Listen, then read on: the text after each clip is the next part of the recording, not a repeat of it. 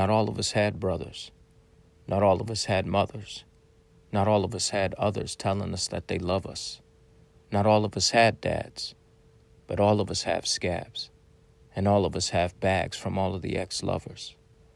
You see, all of us have hurdles, and all of us have times where our back's against the wall and we're forced to use our knuckles. And all of us have troubles that all of us can juggle, but all of us need laughs, 'cause all of the past muddles. All the tough times and all the bad signs from all the past winters. Not all of us had summers. Not all of us had suppers where we sit down with each other, but all of us have a chance to change when we discover. Not all of us have luck, but all of us have cuts, and all of us have stuff that we're forced to cover up. Some of us have our whole lives to learn all this dang stuff, but not all of us have years. Some of us have months, and some of us have days where all of the crap sucks, and some of us have hate, and some of us have faith, and some of us can't escape the negative thoughts in our brain. But through all the tough times and all the bad signs from all the past winters, not all of us had summers. Not all of us had suppers where we sit down with each other, but all of us have a chance to change when we discover. Poet Ali is an artist of human connection. He's an inspirational speaker, poet, and soulosopher. He uses a framework called the connection perspective that includes 7 fundamental elements which make up the building blocks of what he calls soulosophy. His artistic abilities give him access to people of all ages, backgrounds, and professions. His audiences are both adults in corporate settings, but also youth. For his work in schools, his presentations are half motivational speech and half music concert. For listeners of this episode, we're offering a copy of Poet Ali's book, P.O.E.M.S, Piece of Every Man's Soul, to one lucky listener. To enter the drawing for a copy, send an email with your name and mailing address to agilevocalist@gmail.com. I'll draw a winner on April 30th. While you're sending that email, take a moment to view the auto-reply you get in celebration of Agile Vocalist's 3rd anniversary. While supplies last, any one of those listener gifts can be yours. See you in that email. Tell me which gift you'd like. And now for our conversation with Poet Ali.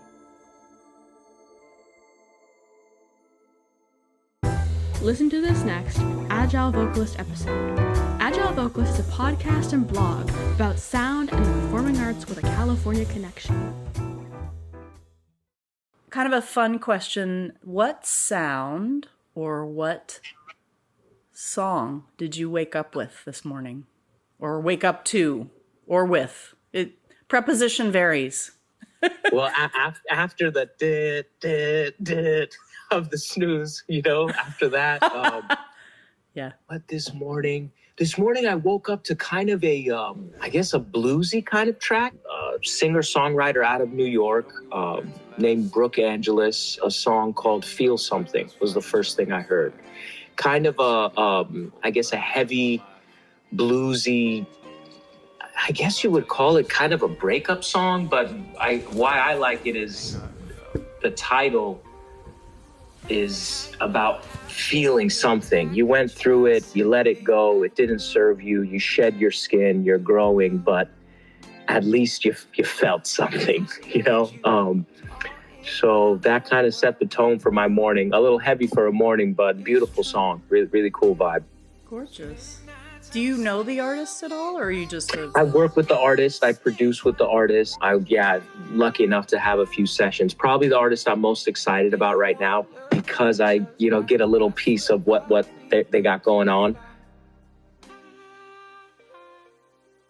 I'd like to go on and talk a little bit about your culture of origin, specifically poetry. I'm very excited. I've never had a poet per se on the podcast, but some of your work, you've talked a little bit about poetry as a maybe not seen as equal to other arts kind of craft. And especially that's true in your adopted culture So could you talk about your culture of origin versus your adopted culture? Sure. Well, I'm Iranian-American. I was born in Iran. My family and I came to the United States when I was about 3 years old. So I've kind of, like many immigrants, had somewhat of a dual influence in my upbringing. And in my native culture, Persian culture, Iranian culture, poetry and poets are heralded with a great amount of respect and integrity. And some of the great Persian poets are, you've probably heard Rumi, Saudi, Hafez, so much so that some of their poetry is used for things like fortune telling and opening to a book, almost like someone would use astrology, what's going on inside you that day. So there's definitely a close line or connection with the metaphorical and the spiritual and kind of the truth that poets can provide. I would say the mystic truth from my culture. And then in American culture, I would say poetry is maybe respected from a distance, but I mean, in day-to-day culture, I think there's a diminutive kind of, look at, poets, the artists, the locos, the crazies, you know what I mean? Sure. The ones that didn't quite, fit into that square or round hole. So it's kind of, a little bit of a contrast there, Absolutely. I feel. Absolutely. I remember when President Biden was coming into office and we all were introduced to Amanda Gorman. And I think that was definitely, I kind of felt a shift around poetry there, which I'm probably as ignorant as any American on that, but it definitely was, gotta follow her art. It was powerful, yeah. And from someone so young to stand up and express in that way was really, really powerful. Yeah. I agree. So your background as a speaker, both for adults, for corporate events, as well as youth working in schools, has a promotion of you're sort of in the kindness vein, the anti-bullying vein. How does the medium of sound play into that work? So specifically with the youth work, when I go into schools or when I do, deliver programs, the programs take the form of what feels like a keynote presentation / music concert. Okay. I always say the spoken word or the messaging when I'm speaking is absorbed best by the adults, and the students absorb the pulp and the truth and the music frequency. So it's kind of both at the same time, and it's really nice. It's a place that I love delivering because I get that duality of articulation. I get to, voice the literal and the kind of excavate the meaning behind some of the words and the poetry and the music. But then I also get to, kind of bring everyone together in this frequency, which music, we just talked about, is so powerful. That's how kind of, I guess, my work shows itself in the youth place, but also the youth work I do. I partner with certain organizations, and one of those organizations is an anti-bullying kindness program called Rachel's Challenge. They're an incredible assembly program, one of the largest in the nation, based around the life and the legacy of a young girl named Rachel Scott, who was the first person shot and killed in the Columbine shooting. I don't know if you remember when that happened. Of course, I do. Change, of course. You probably remember exactly where you were when that happened. Yeah. And her story is so powerful, and we have 30 other presenters like myself that travel to all over the United States, and her message is very aligned with the work and the mission and the purpose that I have. And so, that's something that I happily lended my voice to because it's so needed right now. It's so needed just in schools. I think there's a lot of hurt and there's a lot of change and there's a lot of confusion, and there are few programs that I think can bring something that is as universal that no one will have a problem with, like just be a little kinder, start a chain reaction of, compassion and shift your perspective to see where someone's coming from. So that's some of the youth work is kind of where the music and the speaking meet together in one body, which I really like. Yeah, and I want to call out that right now, your use of right now has Columbine was what year was that? 99. Yeah.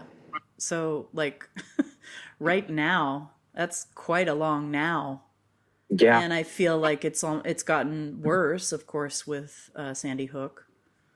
Not worse, but it's come up as even more of a prominent challenge that Yeah, our next absolutely. generation is facing, right? Yeah. And so As those things have, kind of, like you said, maybe deteriorated or gotten worse, unfortunately, that messaging just becomes more relevant.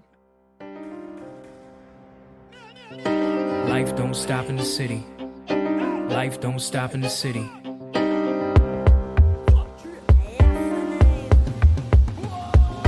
Life don't stop in the city. The train go from the downtown station, the bus to the metro, to uptown, baby, with people that get dough. You wanna know what it's like? Poppy, let's go. I get up every morning right about 6:30, pump the chest full of blood, the streets is dirty.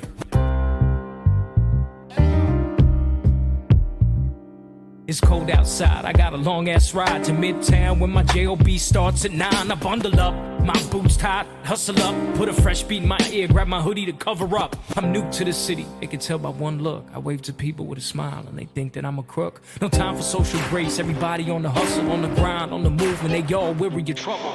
Chop, chop, doggy, got no change in my pocket, hit the turnstile, no choice but to hop it. I got no ticket left and I'm fresh out of cash, and the lady behind the booth not gonna let me pass. Put my old ticket in, the machine sound off. By the time the alarm's on, you can't catch me, I'm gone. In the morning subway, shit is a tight. So I'm curious about your Soulosophy. I think I said that correctly, podcast. I love words that are portmanteaus. So I assume that is a portmanteau of soul and philosophy, right? Yes. The content of Soulosophy that I listen to is very timeless, very evergreen. How can it help adults in particular with their, let's say, multilingual, or their need for more multilingual living, not just lives, but living? I hope it can help. I think what hopefully my work does is provide a perspective shift in the way that I present something that may not necessarily tell you how to live, but hopefully it'll point to the way that feels best for you, your true north, what is pointing north on your compass.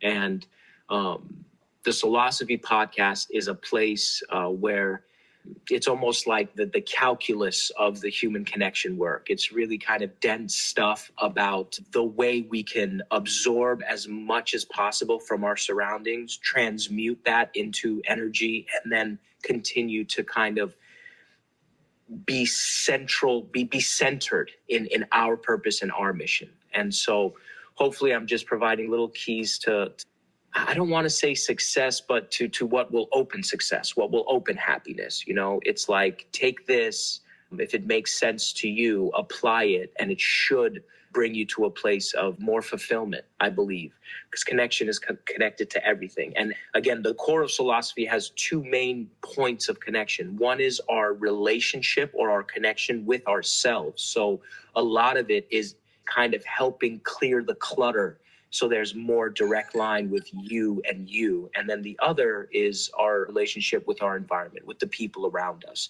which you can't connect to something if you are not clear on what is being connected. So there's a duality to those two things. And it's kind of a stream of consciousness flow right now that kind of just, I kind of take some of the writing that is really focused on those soulosophical principles and just put it in that place. All of us are born with greatness inside.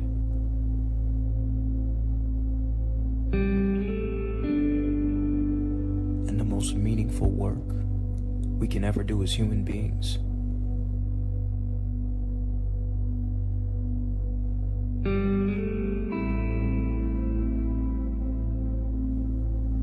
is to unlock the beauty of self-belief inside the soul of another.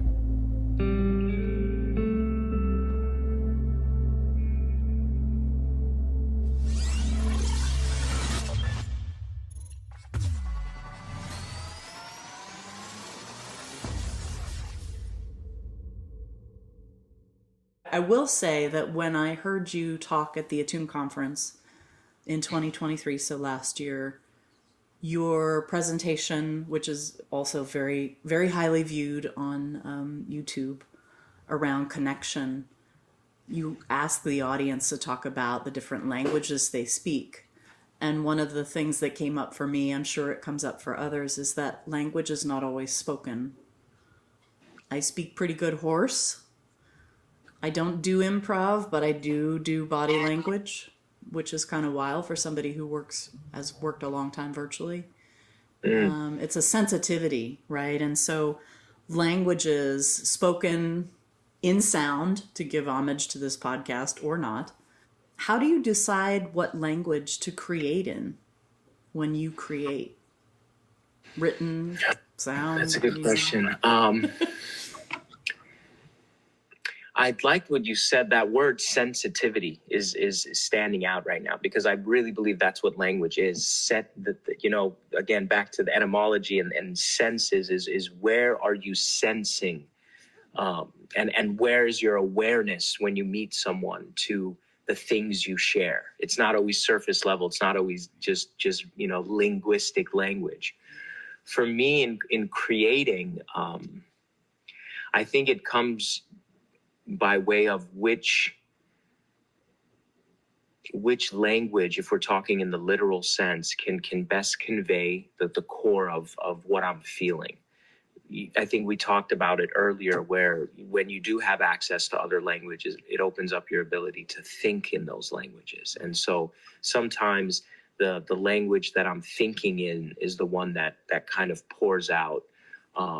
It's rare that I choose one language of expression and then say, you know what, this sits heavier in this other language. It does happen, but it's rare. Most of the time, I think the choice is made by the sensitivity to what I'm feeling, and then it kind of, the language chooses, it just expresses in the way that it's conceived.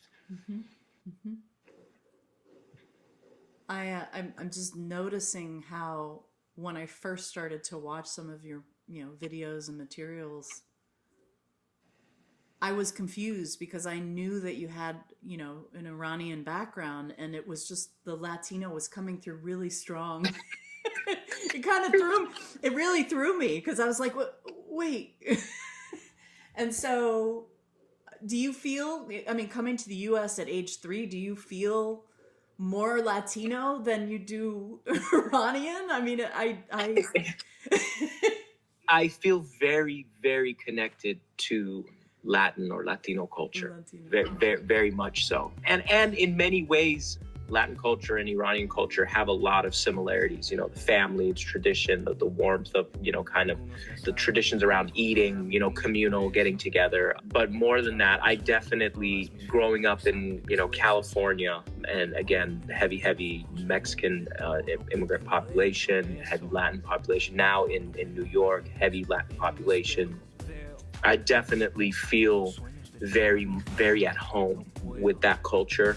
And I think in many ways it's hard to express without, anytime you genuinely have a seat for various peoples and cultures inside you, to the point where you feel like these are my people. Sometimes people who are from exactly where you're from feel like you are denouncing your heritage.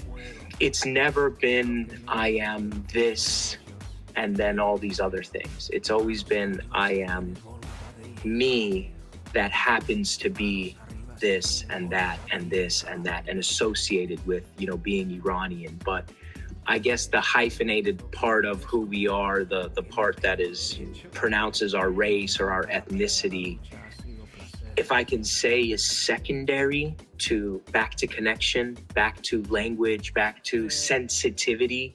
You know what I mean? That's, I think, a better discerning factor for who we are connected to.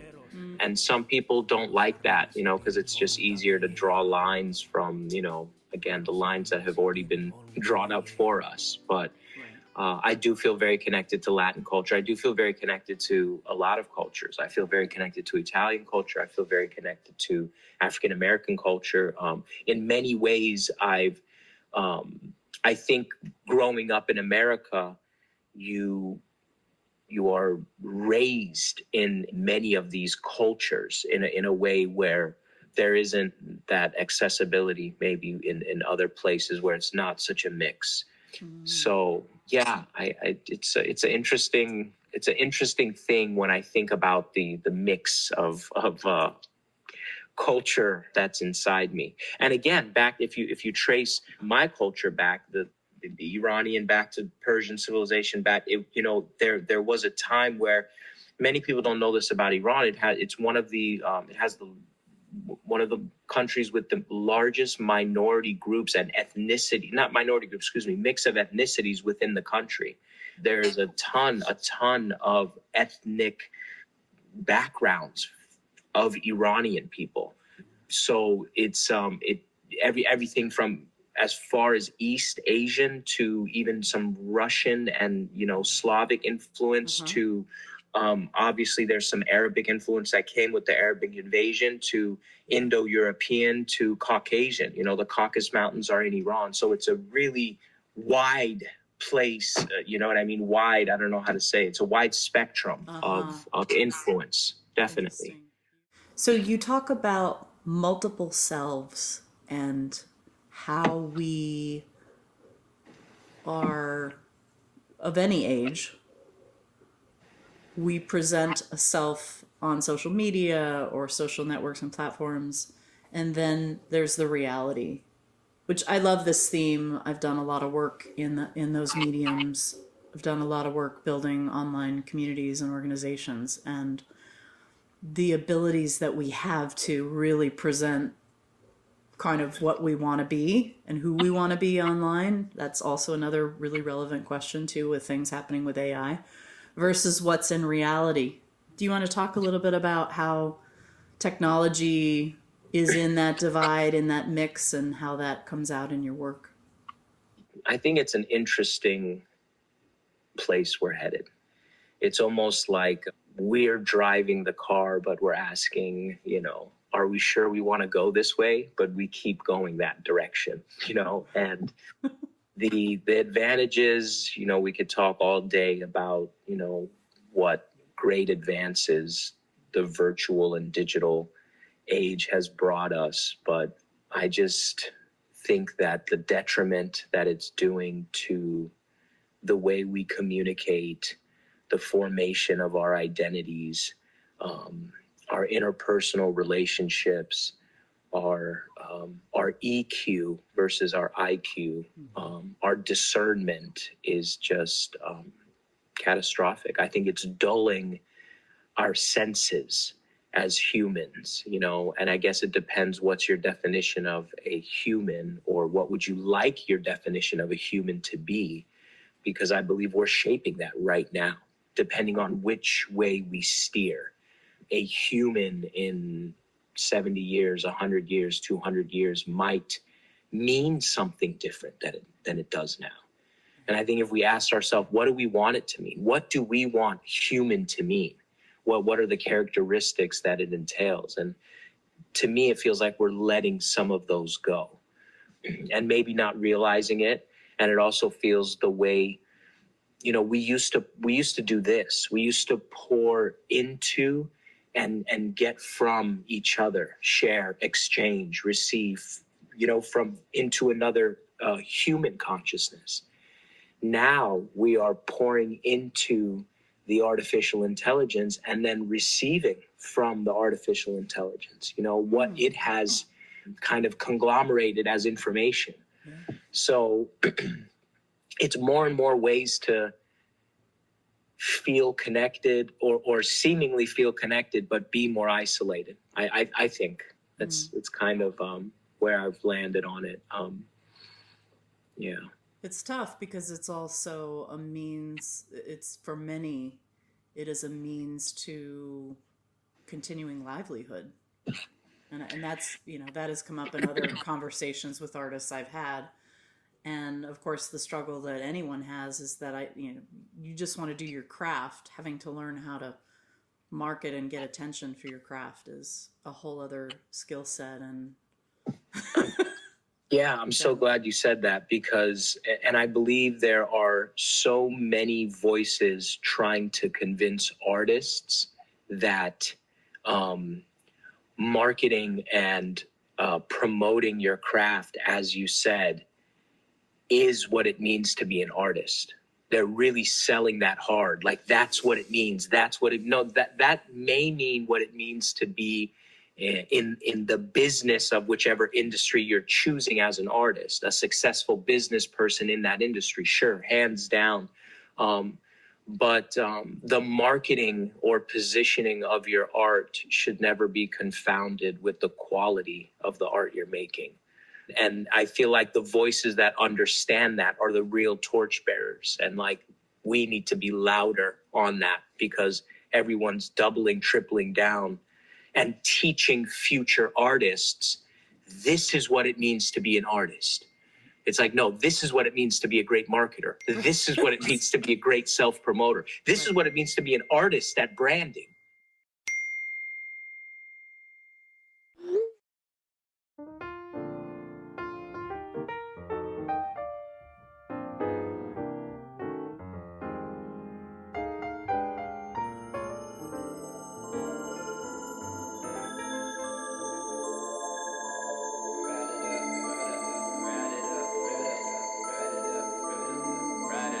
Aren't you tired of playing at the disco?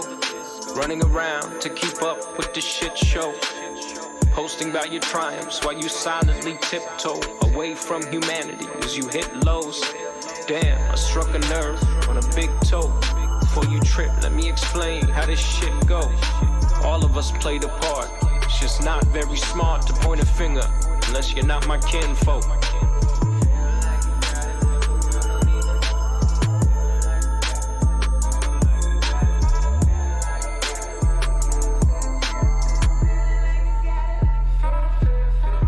Feel like you got it, but the world don't even know it. As you flowing past emotions and you overlook these oceans, and you flying coast to coast, and you focused on devotion while they hopelessly demoted to critics who pretend they know. Comment on everything, they fucking up the flow. Clout chasing jokers in a circus, and so it goes round and round like a Ferris wheel. Yeah, enjoy the show. You can feel that something's off. What they talking about? Aren't you tired of playing at the disco? Running around to keep up with the shit show. Posting about your triumphs while you silently tiptoe away from humanity as you hit lows. Damn, I struck a nerve on a big toe. Before you trip, let me explain how this shit go. All of us played a part. It's just not very smart to point a finger unless you're not my kinfolk. The tears well up in your throat, do nothing to make it better. The system, it is broken. And then have the notion to ask for a promotion. This ain't the erosion of the virtues that were spoken by the holy men in robes of society's corrosion. And what is it but so as I was preparing for this interview, I was thinking a lot about language. I was thinking a lot about code switching. And I was also thinking about how I communicate with guests and how I make them feel, or make them feel at ease with my language, with what I say. And I think that many of us do this, whether it's conscious or not, in our personal lives, in our work lives, in navigating family. Can you talk a little bit about code switching for you? Yeah, it's an interesting term. I kind of dug more into it. You brought it to my attention, and you know, the actual term of it, what happens there, I'm familiar with. And I think it is interesting. I think it's something that we do in an attempt to connect with someone, to let them know we're on the same page, we're on the same, channel, we're on the same frequency. And I think sometimes it can be connective, and I think other times it can be divisive. And I think it's hard to distinguish when switching into a different way of talking or expressing it's hard to pinpoint when it's really destructive and separating, and when it's actually building rapport. It really made me think about, okay, when does it connect? And I think it connects when the code that you're switching to is not just one that you are using to let the other person know that you're in the know. It's one that you're switching to partially express something that is familiar to you, but you also believe will be familiar to the person who you're speaking with. Right. So it's like when we do it, you know, like you see it a lot in people who are in rap or hip hop too, or even just, you know, urban culture, feeling like you got to express or even sometimes even dumb down the way you speak in a certain way because it's more, I don't know what it is, but in those cases where it's not authentic to the way that you express, I think people will see through it. And I think people will not feel as endeared by it. Mm-hmm. But the times where you kind of, I don't know, your body almost naturally makes the switch and you say something that maybe, again, was almost like starting to speak in a different language to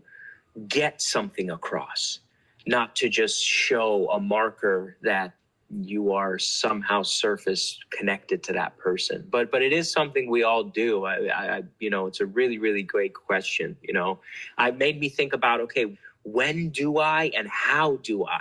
Uh-huh. And why do I? Yeah, you know, why? And how far away from, you know, this code, when I switch 2, 3, 4 codes over here, is it from, I guess, what is our innate code?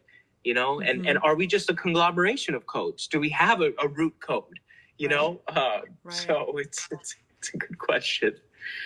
I mean, it's funny because here in our house, you know, the story is pretty funny. My daughter and I call each other bro, which is kind of a takeoff on the fact that we're in the outskirts of Silicon Valley and it's like the tech bro culture, but it's also because in the past 5 months, we adopted 2 young male kittens, and they have a lot of energy.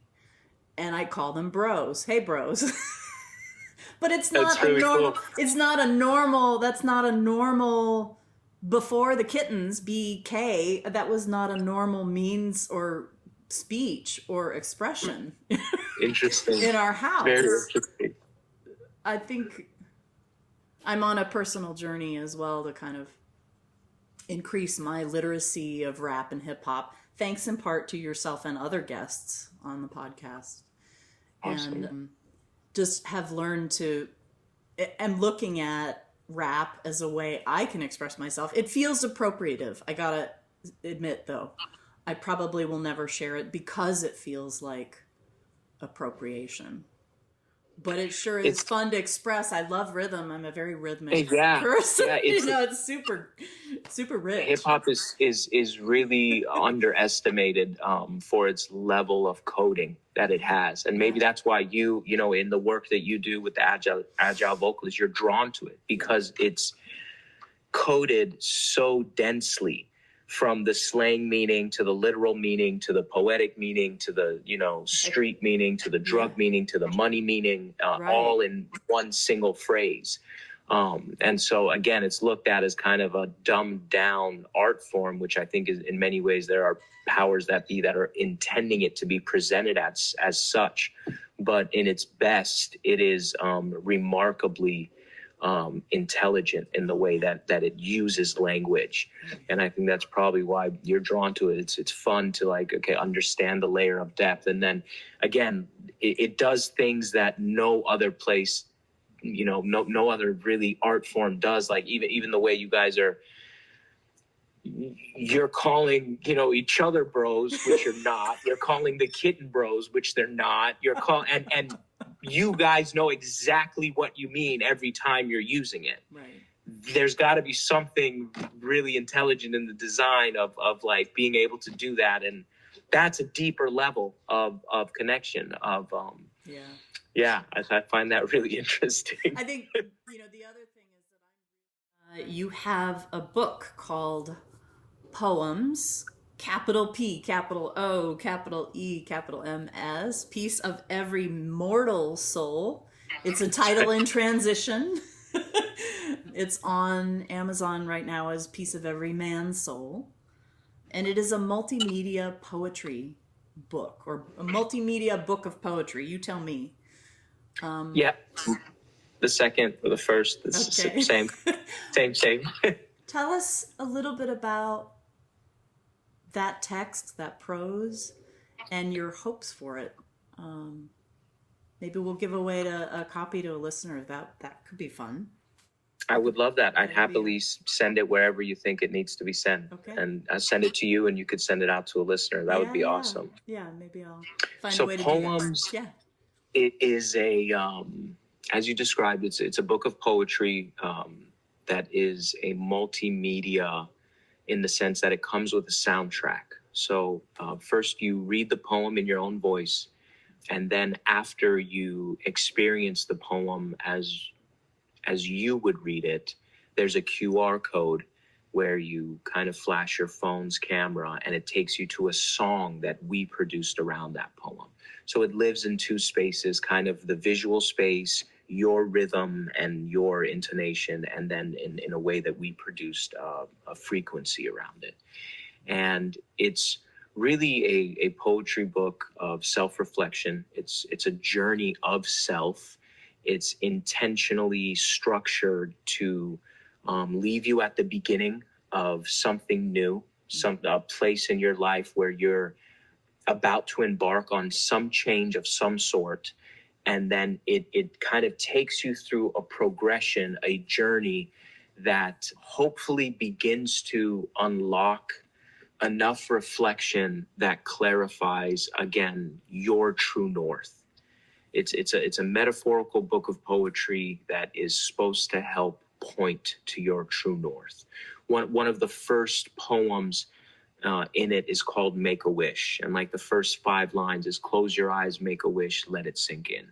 Tell me if what you wish for, you can find it in him or you can find it in her. Tell me if you're, and then it goes through all these different possibilities of where have you placed your happiness? And then it starts to kind of open that box and hopefully take you to a place of believing that you're able to kind of triumph and go to your next chapter, whatever that is.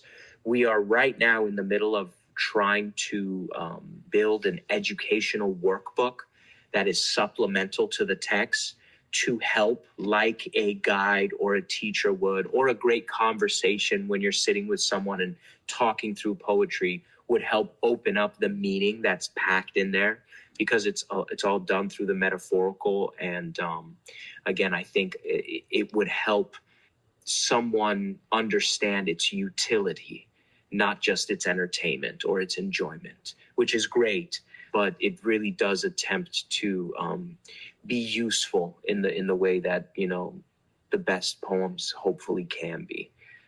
But it's an interesting piece. It comes with illustrations from a friend who's an artist, and it's beautiful. It's really something I'm proud of, and I'm proud of the soundtrack as well. It kind of lives on in album form, which when you go to Spotify, iTunes, Apple, whatever your music platform is, you would just hear it as what might feel like a rap album or a hip hop album. But all of those words are the transposed poetry into those songs. So sometimes you might enter the text through the music, and sometimes you might enter the music from the text. Sometimes it feels like we're dying. That's how I know I'm living. I'm trying. That's how I know I'm giving. I'm climbing. That's how I know I've risen in the river from deliverance. Definitive direction is blinding. We on a mission. I don't mind it. My position, like a pebble in the pond, piedra en la mar, medicine in my bars. I FaceTime with God, can't find my cars, telling him I feel lost. Lost my girl, then I lost my job. Lost my money, that shit broke my heart. But I grabbed my balls. Is that all you got? Why I always gotta pick up the ball you drop? Hold it down out here, and they took my pop. Broke my whole mother family apart. And my uncles and my aunts and my cousins and the guards felt his loss, but I didn't bow down. Kept on plowing, made more ground. Looking up at the sky like, what's up now? Hell yeah, hold it down. Yeah, it wouldn't come at all. Some of these songs, they were stuck, had the gall to go on many roads and take many trips and come back home like, baby, all for this. Another road to travel, another path to cross. Yeah, thank you for featuring a poet on the Agile Vocalist and realizing that, poets kind of speak the instrument of our spirit, of our soul. So it's still, to some degree, I'd like to believe one of the most special type of vocalists, even though we're not singing or, but we are singing the sounds of our spirit. And so just for you to kind of include that in the blanket of the themes that you're working with is really cool, and to see that. So thank you. Thank you. That was inspiring. Get liner notes, guest photos, subscribe to the newsletter, and more at agilevocalist.com.